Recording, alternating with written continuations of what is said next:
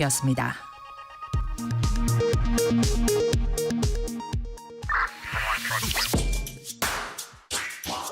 뉴스의 진수를 보여주는 인터뷰 뉴진수.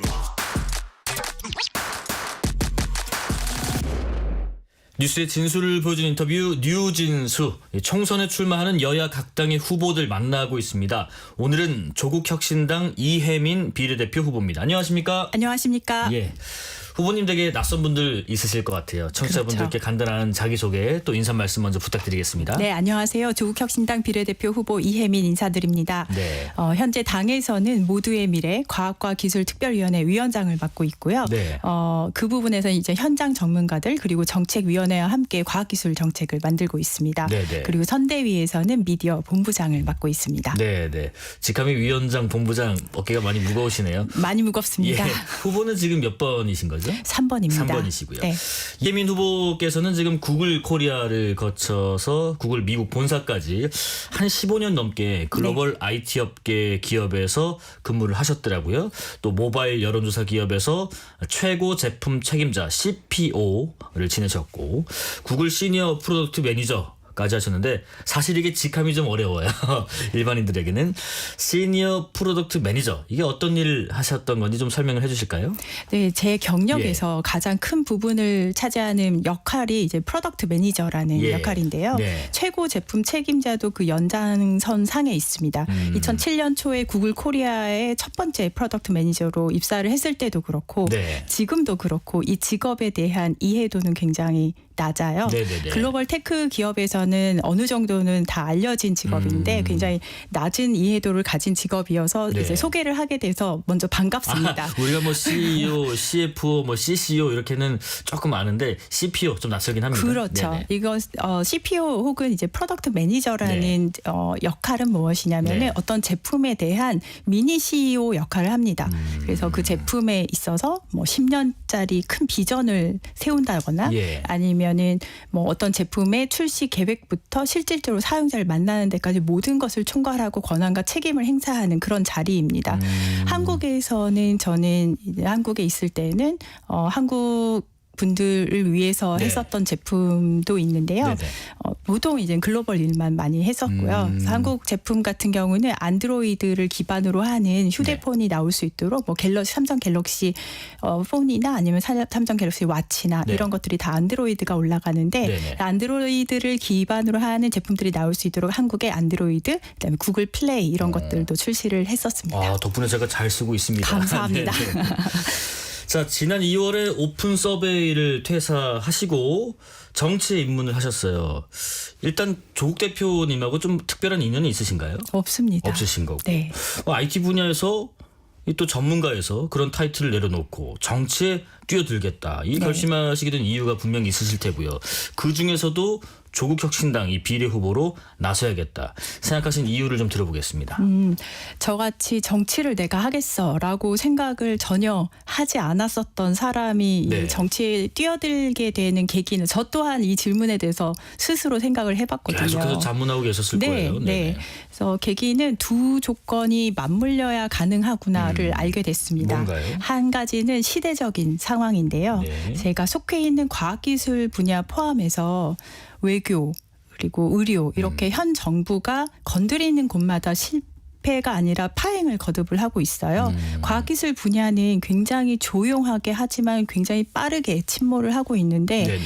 이에 대한 어떤 시급성에 대해서 목소리를 낼 수밖에 없구나. 더 이상 망가지는 모습 보기 어렵다라는 어떤 시대적인 배경이 있고요. 네. 그렇다고 모든 과학기술인이 정치로 뛰어들진 않잖아요. 그렇죠. 그 측면에서 사실은 이제 개인적인 어떤 정치적인 관심도 또한 한 몫을 한 것 같습니다. 저는 세월호 참사가 일어났을 때 미국에서 그 소식을 들었었어요. 예. 근데 그때 가슴 속에서 이제 잠자고 있었던 부채 의식이 올라왔었는데 그게 뭐냐면 지켜주지 못했다. 뭔가 내가 빚지고 있다, 미안하다. 네. 네네네. 그것은 사실은 고 노무현 대통령 때도 생각이 났었던 부분이에요. 그래서 네네. 시간이 흘러서 이제 소위 말하는 조국 사태라는 것이 터지고 그래서 저는 나중에라도 후회하고 싶지 않았고요. 정말 깨어있는 어떤 시민의 한 사람으로서 같은 부채의식을 가지고 있었던 것 같아요. 그래서 네네. 대표님이 이제 책을 출간을 하실 때마다 이제 한국에 출장을 오면 이렇게 많이 사가지고 네. 트렁크에 넣어서 미국에 갖고 가서 동부 서부로 지인들한테 우체국 가서 붙였던 기억이 나는데 그것은 어떻게 보면 더 이상 부채의식을 갖고 싶지 않다라는 개인적인 몸부림에 가까웠고요. 네네. 조국혁신당이냐 왜 조국혁신당이냐고 그렇죠. 물어보셨을 예. 때 정말 무도하고 끔찍한 그 검찰 권력의 칼을 맞은 이제 조국이란 한 사람에 대해 이제 정치 선언을 했을 때 저는 어떻게 이해를 했냐면 예. 이분은 개인의 아픔을 이제 대승적으로 정치로 승화를 시켰구나. 그래서 굉장히 공감을 하고 박수를 쳐드리고 있었던 상황이었고, 네네. 이제 연락을 받았을 때는 나 또한 어떤 개인적인 몸부림에서 벗어나서 더 크게 이 정권의 그 무능이 막 질주하고 있는 것을 막고 예. 가장 빨리 무너지고 있는 구역을 빨리 고쳐야겠다. 네네. 이런 생각을 하게 됐습니다. 그 두 가지가 엮여서 여기까지 오게 된 것 같습니다. 네, 참 어려운 결심이셨을 것 같기도 하고 또 이 시대 상황 또 정치에 대한 관심 그 안에는 내가 뭔가 이제 계속해서 빚을 지고 있다. 부채의식이 이제 작용하셔서 정치에 입문하셨는데 사실 그러잖아요. 주변에서 정치한다고 하면 아는 사람이 막 말리는 분도 계시고 이게 다시 한번 생각해봐라 만류하신 분도 계시고 한데 주변의 반응들 어땠을지 또 반대는 없으셨을지 궁금해요. 우선 한국인과 외국인으로 나눠서 말씀드려요. 우선 외국인 같은 경우는 전반적으로 박수를 쳐주면서 막 와우, 오마이갓 그러면서 굉장히 축하를 하면서 그래 열심히 해봐. 내가 도울 게 있으면 도울게 이런 분위기셨고요. 네네. 이제 한국인이랄지 아니면 이제 주변의 친구 혹은 가족들은 반대라기보다는 우려가 굉장히 많았고요. 예, 예. 아니 도대체 왜 그걸로 인해서 너가 포기해야 될 게 너무 많은데 왜라고 질문을 많이 하셨고 네네. 어떤 분은 그럼에도 불구하고 제가 그동안 보여왔던 모습이 있었기 때문인지 모르겠지만 그거야말로 가장 잘 어울리는 옷인 것 같아요. 라고 평을 해주신 분도 언젠간 있었습니다. 하실 것 같았다 이런 저는 분도. 그래서 사실은 예. 깜짝 놀랐습니다. 도대체 무엇 때문에 그렇게 생각을 했는지 나중에 꼭 물어볼 예정입니다. 예. 조국혁신당 국민소통 미디어 본부장직도 겸임하고 계시다고 들었는데 이번 총선에서 조국혁신당의 약진이 눈에 띕니다. 현장에서 느낀 민심을 한번 전해주신다면 어떻게 느끼고 계세요? 제가 오늘도 예. 가산 디지털 단지에서 출근 인사드리고 네네. 그리고 구로공단에 가서 각 점포마다 다 들어가서 이제 한 분씩 찾아뵙고 이제 인사를 드렸어요. 네. 동대문 시장도 갔고 경동시장도 갔고 용인 중앙시장도 갔고 판교도 가고 정자역도 가고 바삐 다녔는데 네네. 저희가 지역구도 내지 않았고 비례정당으로 못한 선거운동이 굉장히 많은데도 많은 분들이 놀랍게도 다 알고 응원을 많이 해주고 계셨고요. 어떤 네네. 분은 어떤 분은 진짜 눈물을 비치면서 아들이 연구원인데 예. 짐 싸서 떠나야 된다고 꼭 살려달라고 하시는 분도 계셨고요. 네. 그래서 민심은 어떻게 보면 정쟁을 여야를 떠나서 이 무도하고 진짜 무능한 현 정권에 대한 심판론이 좀 들불처럼 번지고 있다. 이분들의 어떤 기존 정치적인 성향과는 조금 다르게 움직이고 있지 않나. 네네. 그 생각을 현장에서 굉장히 많이 했고요. 그건 어떻게 보면 최근 정권이 내놓고 있는 대응 메시지나 아니면 한동훈 비대위원장의 말을 이제 보면서 저쪽 진영에서도 그걸 이미 느끼고 있지 않나라는 생각을 하고 굉장히 급하고 당황했다. 그 생각을 좀 하고 있습니다. 네네. 현장을 다 다닌 입장에서는요. 네네. 어제 그 국민의 미래 이뇨한 위원장 같은 경우는 이제 비례 후보분들은 이제 제약이 많으시잖아요. 현장에서 뭐 말씀하시는 것도 그렇고 뭐 활동도 그렇고 제가 왜 왔는지 아시죠 이러신다는데 후보님은 현장 가시면 주민분들한테 뭐라고 하세요? 그냥 인사하세요? 저는 안녕하세요. 비례는 9번 조국혁신당입니다. 감사합니다. 그런 식으로 이렇게 인사하시는군요. 인사합니다. 왜냐하면 말씀 이미 알고 계시듯이 유세차도 못 쓰고 네. 연설도 못 하고 마이크도 못 쓰고 뭐 율동 로고송 다 안 되고 벽에 네네. 벽보도 못 붙이고 이런 상황이라서 제가 가진 거는 제 생 목소리하고 지금 운동화 신고 하는데 제 발밖에 없는 것 같아요. 예. 후보자님께서 특히 이런 흐름, 이런 민심의 흐름에 좀 기여하고 있다라고 보시는 본인만의 강점은 이런 게 있을 것 같다. 뭐가 있을까요? 어떻게 보면 네. 아무래도 정치에 어느 정도는 좀 무관심한 편이 많았던 과학기술계는 분명히 움직이고 계신다는 것은 느껴지고요. 네네. 그리고 제가 한국에 조직력도 전혀 없고 인지도도 전혀 없었잖아요. 네. 저는 창당식 하던 날 새벽에 도착했거든요. 그러셨구나. 네. 편도 비행기 끊고. 네. 근데 저에게 보내주신 지지가 이미 그 비례대표 후보 그 순번에서 예. 나타났다고 생각을 하고요. 이분들의 지지가 사실 저는 정말 무겁습니다. 제가 받아 안고 진짜 열심히 일을 해야겠구나 그런 생각을 동시에 하고 있고 네. 또 한 가지는 당에서는 지금 이 무도한 윤 정권의 그 검찰 독재를 조기 종식하고 미래 빠르게 준비하는 것을 동시에 착착착착 진행을 하고 있어요. 네. 그래서 저 같은 경우는 미래를 설계하기 위한 정책 그리고 제7일 공화국 건설을 위한 일들을 지금 하고 있고요. 네네. 왜 그런 일들을 다 같이 하고 있냐면은 우리 정당이 일시적인 정권 심판에 그치지 않고 네네. 굳건하게 그 제3당으로서의 자리 만들어 가겠다라는 의지이기도 합니다. 네네. 사실 저희가 지금 창당한 지 한 달이 채 안 된 잠깐만요. 오늘이 4월 3일이니까 이제는 한 달이 됐네요. 네. 와. 정당사의 새 역사를 써가고 있고 새로 써가고 있고 제가 여기에 기여하는 바는 분명히 있다고 생각합니다. 예. 그렇죠. 말씀하신 것처럼 조국 혁신이라는 그 당명에도 있을 테고 또 어떤 한 정권에 대한 심판만을 목표로 한다는 것이 영속성이 있는가는 의문을 갖는 분들도 많기 때문에 그런 면에서 미래를 담당하고 계신다고 말씀이신 것 같고요. 네. 여당에서 지금 이른바 이재명 조국 심판론 해서 뭐 2조 심판론을 좀 내세워서 표심을 공략하고 있는데 여기에 대해서는 어떻게 평가하세요? 윤석열 심판이라는 어떤 국민적인 그 큰 열망을 가리기 위한 굉장히 기만적인 프레임이라고 생각을 하고요. 네. 이유가 있어요. 그 이 대표, 조 대표 두 분은 국정 책임자가 아닙니다. 네네. 왜 이분들을 심판을 하겠다는 건지 모르겠어요. 이건 사실 지금 정권을 잡은 곳은 여당이고요. 네. 야당이 아니거든요. 그래서 뭔가 그 심판론의 논리가 앞과 뒤가 맞지 않는 거죠. 저는 그렇게 판단합니다. 근데 또 이런 비판도 있는 게 사실인 것 같습니다. 조국 혁신당의 조국 그리고 황운하 후보 등은 지금 1심이나 2심에서 이미 뭐 유죄를 선고받고 있지 않느냐. 당선되더라도 만약에 최종심에서 유죄가 나오면 이 의정 활동을 사실상 못하지 않느냐. 그런데도 나서는 이유가 대체 뭐냐. 뭐 이런 일부 지적에 대해서는 어떻게 의견을 주시겠어요?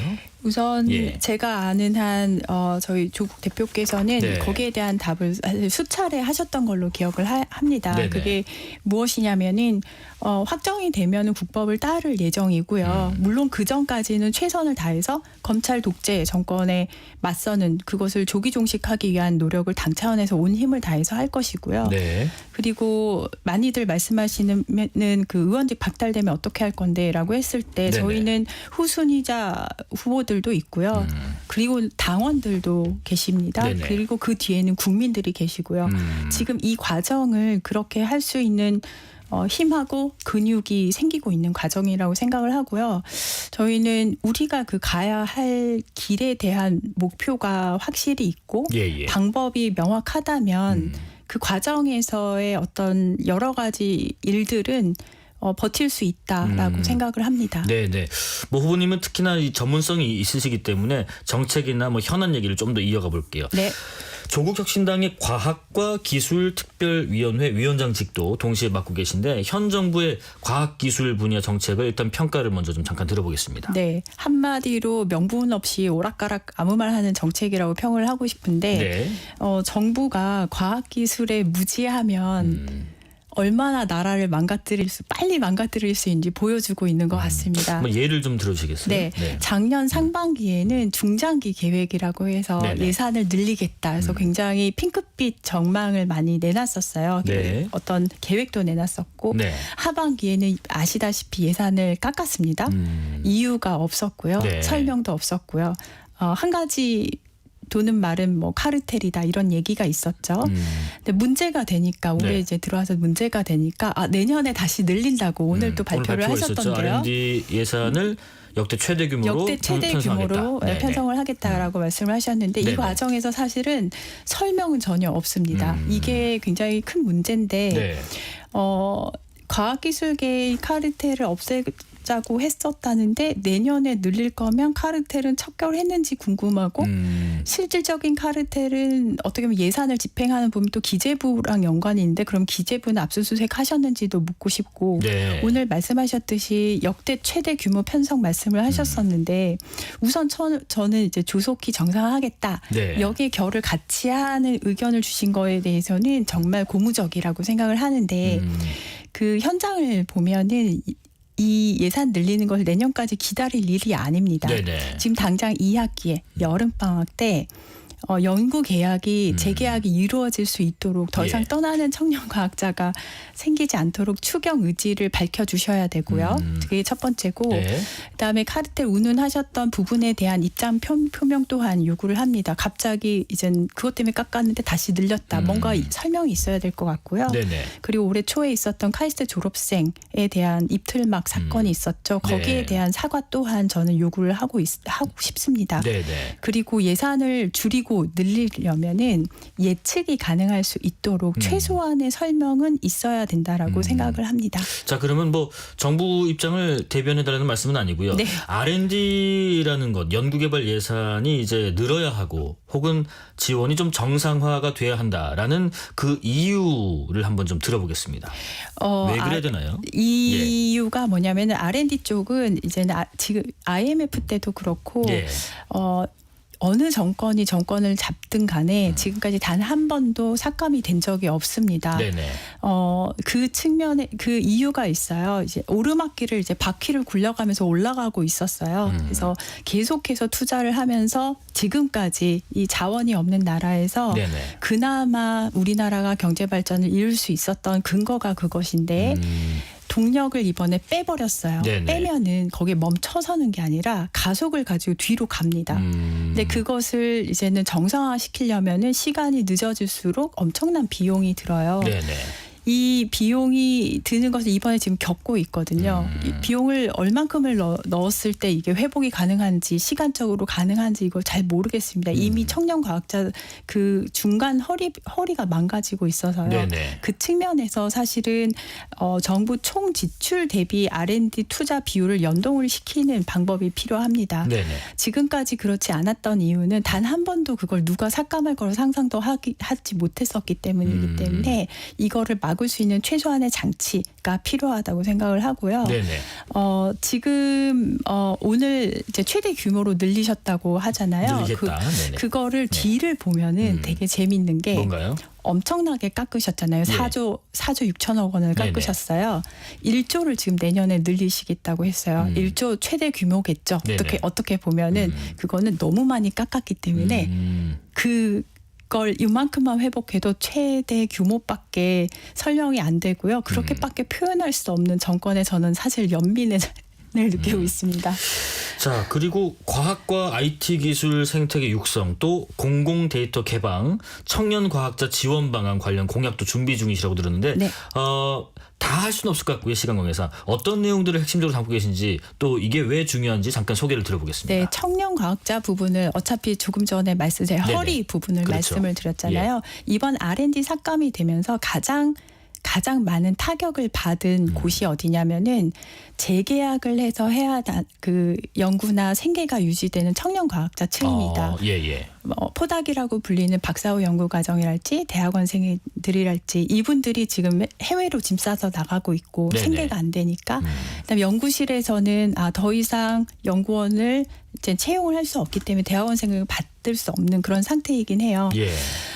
요 청년 과학자들에 대한 육성 예산 비율 지표를 새로 만들어서요. 네. 이 부분에 대한 투자를 지속적으로 해나갈 예정입니다. 이유가 청년 과학자들은 연구에 대한 기존 쌓아놓은 결과물들이 많지가 않기 때문에 네네. 이제는 외국에서는 보통 시드머니라고 해서 초기 이제는 투자 비용이 들어가면은 거기에 대해서 아주 오랜 후에 결과물을 낼 수 있도록 지원을 해주고 있습니다. 예. 그 측면에서 그러한 청년 과학자들 육성을 하겠다라는 측면에서 이 또한 예산 비율 지표를 만들어서 계속해서 추적을 해 나갈 예정입니다. 네네. 후보님은 또 이렇게 정치에 입문을 하게 되셨지만은 또 일하는 엄마로서 또 여성 개발자로서 이 IT 분야의 여성 개발자 생태계 조성에도 관심이 높으실 것 같은데 관련해서 혹시 이런 부분이 좀 필요하다고 느끼는 정책이나 제도가 있을지 한번 들어보겠습니다. 저는 예. 우선 일하는 엄마 그리고 여성 개발자 맞고요. 네네. 그 구글에서 일을 하면서 이제 구글 코리아에서 일을 할 때 그 한국에서 여성 개발자를 육성하는 일들을 담당을 또 남다른 관심을 가지고 담당을 해왔었고 그러셨군요. 네네. 그래서 거기에서 어떤 성과를 보였기 때문에 구글 내에서 주는 이제 다양성 상도 수상을 했었어요. 네네. 제가 그렇게 열심히 하고 여러 가지 일들을 할 수 있었던 가장 큰 이유는 저 스스로가 어떤 그 큰 개발자라는 그룹 안에서 마이너인 여성 개발자 소속이었기 때문인데 네네. 제가 긴 과정을 통해서 얻게 된 배움은 어떤 그룹에서든 간에 10명이 된 그룹, 10명의 그룹이든 50명의 그룹이든 혼자만 있는 위치라면 목소리를 낼 수 없다는 것을 느꼈어요. 쉽게 얘기를 해서 예. 회식을 가려고 무기명 투표를 어딘가를 하더라도 네네. 혼자 있잖아요. 그러면은 혼자라서 티가 나는 거예요. 무기명이라고 해도. 예, 딱 누군지 그렇죠. 보이고. 아는 거죠. 네네네. 그래서 목소리를 내기 안전하게 목소리를 내기 위한 환경을 위해서는 일정 양의 숫자가 필요하구나를 절실히 느껴서 제가 예. 초기에는 여성 개발자분들한테 각자가 5명의 멘티를 두는 멘토가 되라.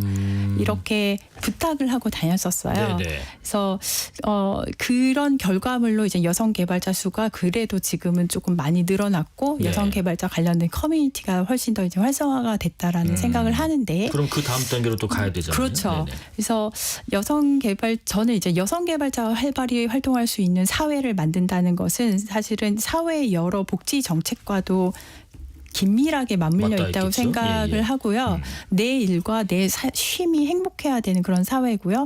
남성, 여성을 떠나서 개발자가 혹은 직장인이 행복한 삶을 살아야 되는 게 기본적인 어떤 이 질문에 대한 답이 될 건데 그 측면에서 당내의 저희가 이제 복지 정책 또한 세우고 있는데 네네. 거기에 필요하다는 제 힘을 보탤 예정입니다. 지금 말씀하신 그런 부분들 또 과학기술 분야에 있어서 다른 어떤 보완점 아니면 이 과학기술 분야를 좀 넘어서서 IT 분야 외에 이런 부분에 좀 관심이 있기 때문에 법적으로 뭐 개정을 한다든지 아니면 새로 법안을 만든달지 그런 부분에서 관심 있는 방향은 어떤 건지 좀 들어보고 싶네요. IT 내에서는 과학기술에서 특히 IT 부분 우리나라 뭐 스타트업이나 뭐 이런 부분에 대해서는 우리나라의 법 규제라는 것이 파지티브 규제예요. 무엇만 해. 네네. 라는 이것을 네거티브 규제로 체질을 바꾸고 싶습니다. 무엇 빼고는 다 해봐. 된다. 이 목적은 혁신을 이끌고 가기 위해서. 둘은 어떤 차이가 있나요? 유턴 이제는 예. 제가 유턴 얘기를 많이 하는데 예. 이제 운전을 하다가 유턴 표시가 있는 곳에서 저희가 유턴을 하잖아요. 네네. 이게 파지티브 규제예요. 유턴을 있는 표시 있는 곳에서만 유턴하겠음. 네, 네거티브 규제는 이제 도로 폭이나 이런 것을 생각을 했을 때 여기서 유턴은 절대 안 네네. 돼라고 표시되어 있지 아니한 곳에서는 유턴을 할 수 있는 거죠. 좀 유연성이 발휘되는 그렇죠. 현상인가 보네요. 네, 네네. 그래서 과학기술계 혹은 IT 쪽은 규제가 혁신을 막고 있는 케이스가 너무 많기 때문에 네. 체질을 네거티브 이젠 규제 쪽으로 바꿔가는 쪽으로 하고 싶다는 욕심이 저의 바람이 있고요. 예. IT나 아니면은 과학기술 이외의 부분에 대해서는 네네. 재외국민 투표법부터 바꾸고 싶습니다. 며칠 전에 치러졌거든요. 그렇죠. 네네. 62.8%라는 총선 이제 최대치를 기록을 했는데요. 예. 4월 달에 총선이 있잖아요. 네네. 그런데 재외 국민들은 거기에 등록을 하기 위해서 투표인으로서 등록을 하기 위해서 11월부터 2월 달에 그 등록이 끝납니다. 네네. 근데 사람들은 투표 얘기는 사실은 3월 말 정도부터 하기 시작을 하거든요. 가까워질수록, 예. 그래서 사람들이 얘기를 하죠. 외국에서는 재외 국민들은 나 투표할 수 없는 거였어? 지난 2월까지 등록했었어야 돼. 네네. 이런 상황이에요. 그렇기 때문에 저는 이 말도 안 되는 현재 재외국민투표법을 들어가자마자 바꿔야겠다는 예. 생각을 가지고 비행기표 끊고 타고 왔습니다. 자, 마지막으로요. 당선되신다면 여성 초선 의원으로서 국회에서 이런 역할을 하고 싶다. 포부 말씀 들어보겠습니다. 여성 초선 의원도 좋지만 네. 저는 과학기술계의 한 정치인으로서 활동을 더 많이 하고 싶습니다. 네, 과학기술계 정치 참여가 너무 저조해서요. 그래서 저를 보시고 더 많은 분들이 정치로 참여를 해주셨으면 하는 마음이 있고요. 네. 정치권의 목소리를 낼 수 있도록 과학기술계 쪽에서 문턱을 낮추는 일 또한 하고 싶습니다. 예, 여기까지 말씀 듣겠습니다. 지금까지 이혜민 조국혁신당 비례대표 후보였습니다. 고맙습니다. 감사합니다. 실시간 교통정보 알아보겠습니다. 교통정보센터 서휘영 리포터 나와주세요. 네, 이 시각 교통 정보입니다. 퇴근길 정체 구간 살펴보겠습니다. 먼저 고속도로인데요. 남해고속도로 부산 방향